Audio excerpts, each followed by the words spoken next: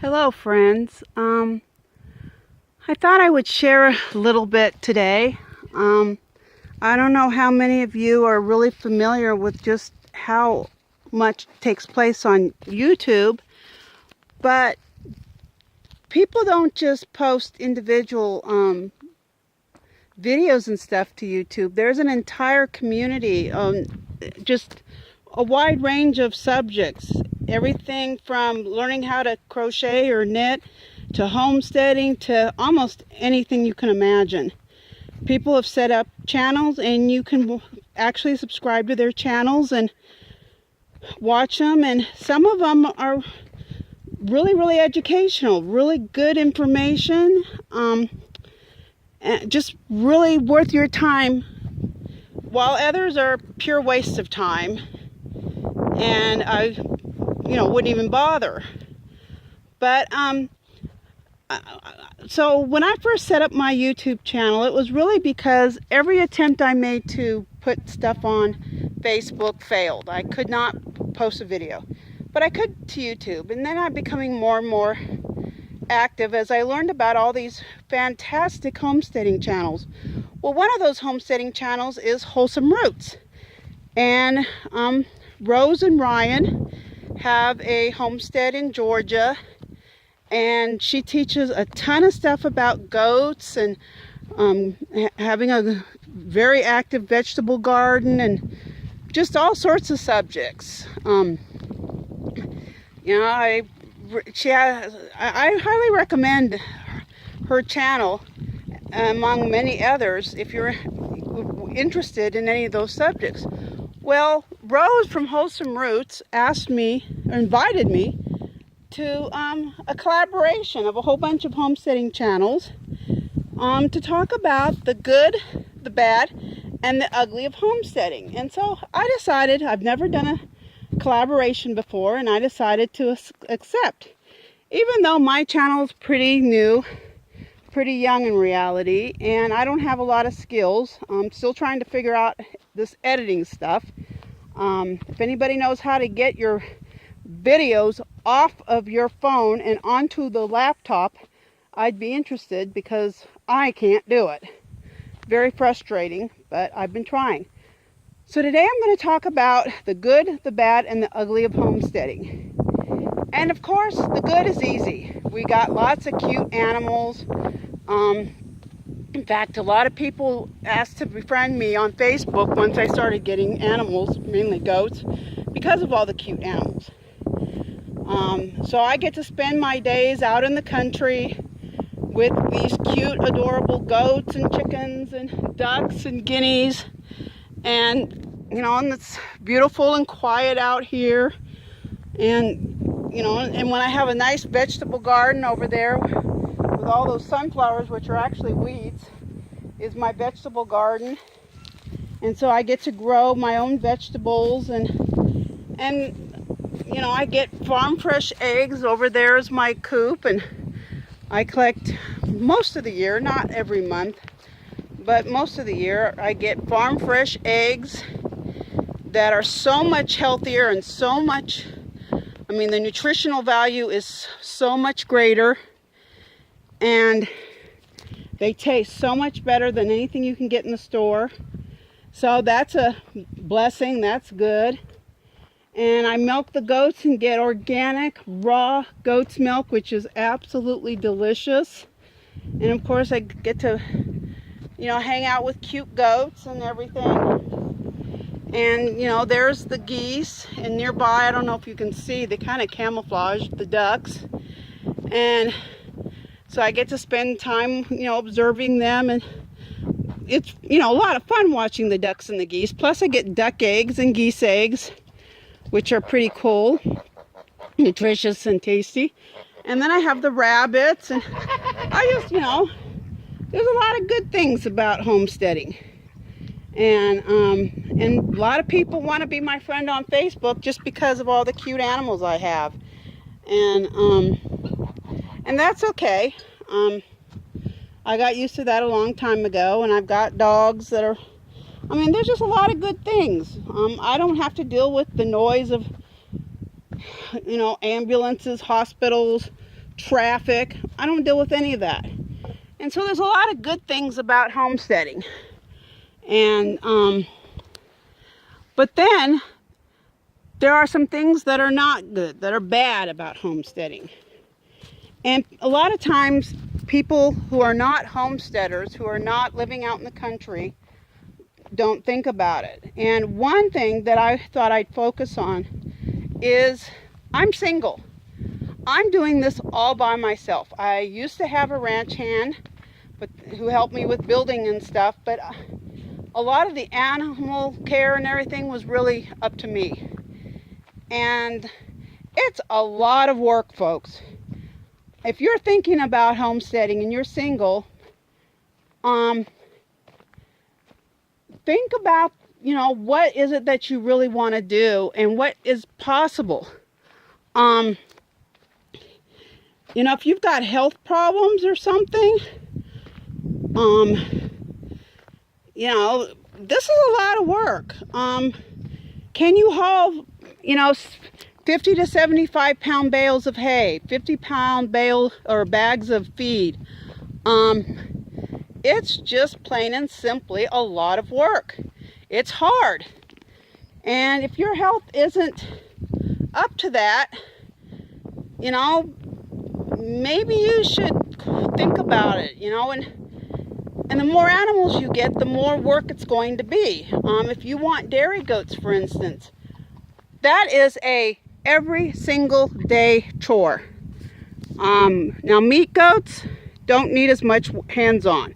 You could throw out, a bunch of hay and just let them be, more or less. Well, there's more to their care than just that, but you could go off somewhere for the weekend and they'd be okay. But a dairy goat, you've got to milk them every day.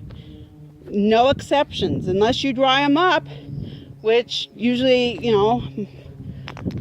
now depending on what part of the nation you are in, down here in Texas, they're going to get dried up in the winter if they get dried up. Some people milk their goats for several years in a row.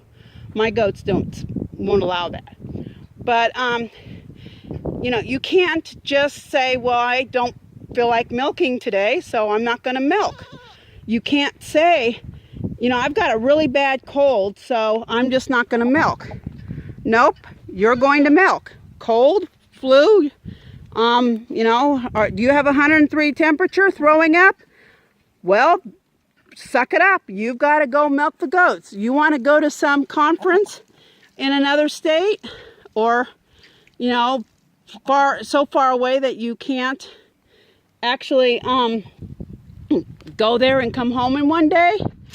Well, you have a choice. Either you find somebody who can help you and, milk the goats for you and feed all your animals, or you don't go. One of the two. They have to be taken care of. They have to be milked. And, I have made the choice that I like goat's milk. And for the most part, I enjoy milking goats, that I put up with those restrictions on my life. Many people, though, decide no dairy goats or no animals, period, because they don't want to have to take care of those animals. They just have a garden. So if you're going to go into homesteading, if that's something you're thinking about, then you better think long and hard about what exactly you want to do. Because it may be that, animals are not for you, or certain animals are not for you, because of the amount of work that's involved. But once you're past that issue, there's other things that can be bad about homesteading. There's a lot of frustration, and you just have to put up with the frustrations. But there's nothing more frustrating than being almost done milking a goat and having the goat suddenly plop her foot right in the pail of milk. All your hard work gone. It is suddenly dog milk. And my dogs absolutely adore hoof-flavored milk. I personally don't like hoof-flavored milk. So, the dogs get it when that happens. But believe me, goat abuse does cross my mind when that happens. It happened last night. I was almost done milking Pepper, and suddenly her foot knocked the pail over and went in. So I lost half of what I had milked her, and that half went all over my shorts. So I was suddenly, soaking wet in milk. Those shorts actually got washed this morning and are on the line over there, along with another bunch of other clothes. But all I could do is give the milk to the dog. I wasn't gonna, consume that milk. It'd been contaminated, and things like that. And it seems like every time you turn around, something breaks. And it gets frustrating. Brand new things break. I've been trying to create a watering system here, and brand new products leak. Things that are only a couple weeks old suddenly aren't working right. That can happen anywhere, but it's just aggravating when you have so much to do. The amount of work I have to do is overwhelming. I don't have time to repair things that I've already repaired, or is only a month old or a week old. It's just sometimes things like that get frustrating. And another bad thing, which a lot of things with homesteading, there's a good and bad. Animals poop. Plain and simple, animals poop. And I don't know how you feel about cleaning the bathroom, but I hate cleaning the bathroom, let alone cleaning the chicken coop and the colony and everything else. I mean, it's just plain a lot of work. But the rabbit poop is where having to clean it is, bad, and the pits and time consuming, and I hate it. But this poop is so good for the garden. This stuff is cold poop versus hot poop. Like chicken poop is hot and you got to be composted. This stuff can go right into the garden instantly. In fact, yesterday I was cleaning a little bit of poop up and I went right into the garden immediately after pulling weeds. And so, there's good things and bad things in every job you do, it seems like. Unless it's repairs. It's good that they get repaired, but bad that they broke in the first place. But, yesterday I pulled up weeds in the garden, and I came over here and fed the rabbits the weeds, and then filled the bucket up with rabbit poop and took it over and threw it in that space. So there's good and there's bad. I guess if I thought about it, I could find a lot more things that are bad. I'm often covered in bruises because the dang goats step on my feet and butt me and do all sorts of things. I don't know if it's a higher incidence or what the facts are, but I got rocks over here. I occasionally trip on the rocks and get hurt. That's bad. Nobody likes to have, wounds and everything. So that's no fun at all. And then another thing you need to think about in homesteading is where you're located. Where are you going to live? I live far. It's a good 60 plus miles to a town big enough to have a Walmart and a real grocery store, supermarket with lots of food. So I have to plan and prepare.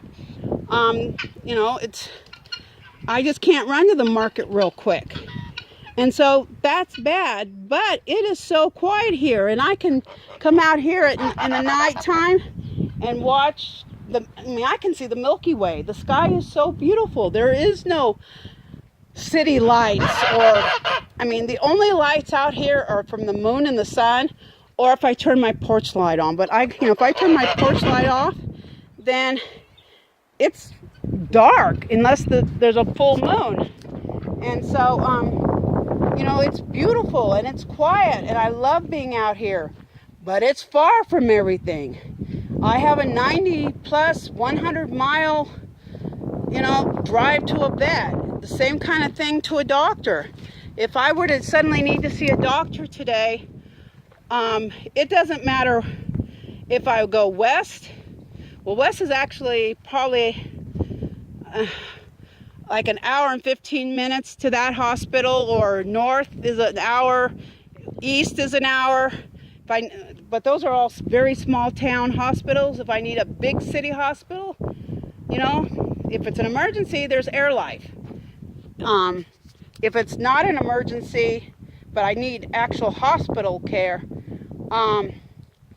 or specialist, you know, like if I got a compound fracture and needed an orthopedic surgeon to operate, there's an excellent chance I'd have to be taken, you know, 120, 130 miles to San Antonio, and, you know, to a hospital there. It's far. There are no doctors in my county for all practical purposes. I mean, we have a very old, almost retired doctor, but that's it. There's no pharmacies here. You know, it's limited. If I, you know, what the little teeny grocery store, which is really small, or a Family Dollar, that's the only places in town that I can go to if I need, you know, medicine for a cold or something. And, you know, and that's even 15 miles away. So, you know, there's good things about living so far out in the boonies, and there's bad things about living so far out in the boonies. So, you know, almost everything I deal with in living out here, you know, there's one side, there's a good side and a bad side. But then there is the ugly side, and that's just plain ugly. I don't care what you say, that's ugly. And a lot of that is death. Now, animals are going to die. Sometimes they get sick and die, and that's part of life. I've had to put down a couple, I put down a dog and a cat that were going to die, period. Just got them out of their misery faster. And, you know, they were too young. That was sad. But I've also suffered horrendous tragedy. That goat shelter right there, it was struck by lightning May of 2017. And every goat that was touching that wall and a dog were electrocuted, instantly killed.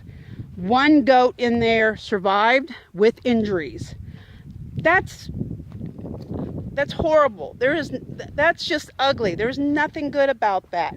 I lost, of the animals that were in this paddock at the time, I lost half of them. Half the goats were killed. I'm thinking the other half was in the shelter over there, and that's why they survived. But I had one dog and two puppies. One of the puppies was killed.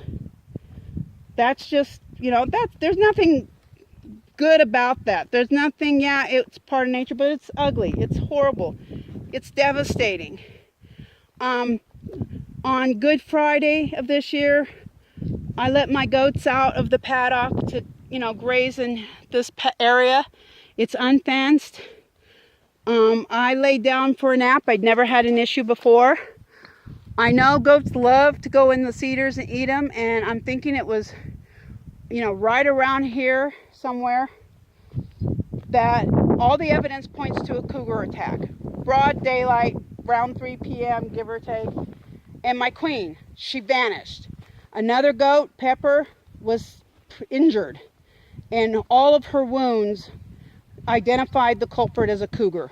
I've had multiple people say it was a cougar attack. I lost a goat. That goat had a 5-week-old kid. I suddenly had to start bottle feeding that kid. I was devastated. That's ugly. Yeah, it might be nature. You know, the cougar has to eat and everything. I should have kept them locked up, but at the same time, there's a ton of food out here for them to eat, and very little inside the paddock. They've eaten it all, and I don't have the money to build more fencing. You know, there's rock here. It's not cheap putting fencing in, and I can't do it. I'd have to hire somebody. I mean, it's a major job to put fencing in out here because of the rock. If there wasn't any rock, I could dig the holes, but you don't dig out here. You use hammer drills and dynamite and jackhammers and things like that because it's rock. So, you know, the death of animals is just, it's ugly. It may be natural, but it's ugly. This summer, in the past, I don't know, month or two, 6 weeks, somewhere in there, I have to look at my records to find out when the first one is, but I had to kill rattlesnakes. If it's a good snake, like a rat snake or some snake that isn't a danger to humans, then I let it live. I'm happy it's here. But rattlesnakes could kill me, and they love rabbits. And just the other day, I had to, I killed a rattlesnake right over here, and I believe it killed one of my baby rabbits. I've had issues with the rabbits falling out of this one hutch here through the door. And I found the baby rabbit near where I found the rattlesnake. So I think it killed it. Don't know for sure, but I'm highly suspicious. In the colony, 6 weeks or so ago, there was a rattlesnake in there. Yeah, they've got to eat, but can't they eat the mice and the rats? Do they have to eat my rabbits? Do they have to threaten my life?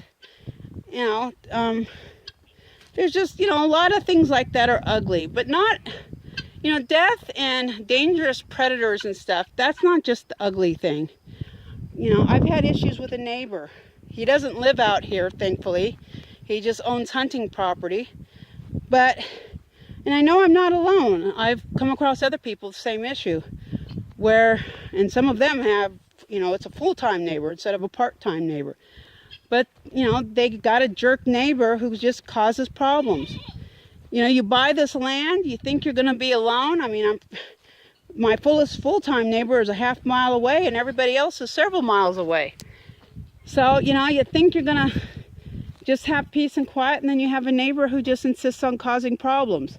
That's ugly. There's nothing good about that, and it doesn't even have to be. He just has an agenda. So I try to ignore it as much as possible, which can be hard at times. But, that's some of the good, the bad, and the ugly. And, I want to bring it back to that. I'm single. People who are married, who have children who are helping, or just a spouse, I would think it'd be easier, because if you are sick, your spouse can help do the chores while you're sick. I don't have that privilege. If I'm sick, or I'm injured, or I'm having just a hard day, I still got to do it. If I don't feel like going out and milking the goats or feeding the animals, it doesn't matter. If I'm feeling bad, I still got to, put the animals up and feed them. It doesn't matter, and there's nobody to help me. That's my reality. And that aspect is bad. Honestly, I never planned on being out here by myself. I planned on having other people out here too. I just haven't had the money to build shelters for them to live in out here. But maybe someday, hopefully soon. So that's my take on what the good and the bad and the ugly is. And there's always a combination. Of course, the animals aren't going to die if you don't even have animals in the first place. You won't deal with that. So they're all interrelated, and that's just part of life. So I hope this kind of gives you a little bit of insight into the homesteading lifestyle and what it may be like, especially if you're single and doing everything on your own. I hope this was helpful to you, and I hope if you're really interested in homesteading or thinking about it, and chicken, you're not supposed to be out here. You need to go get out of here, because you're not a goat. But I think if you're thinking about going into homesteading, or thinking about getting goats or something, or moving to the country, then go over to Wholesome Roots and look at her. She's going to have a listing of all the different YouTube channels that are participating. Come on. Ow. See what I'm talking about? Frustrations. But go to Wholesome Roots look at her video, and then just look at some of the other videos and see what you think, and see if it really is what you want to do, especially if you want to get into animals. So thanks for watching, and the chicken is now free from the goat paddock. Have a nice day, and thanks for listening to me rambling on. And if you want to keep in touch with me, please subscribe and ring the bell. And I don't do a daily vlog or have as many videos as the other other channels, but I do share what's going on here. So you take care and have a lovely day.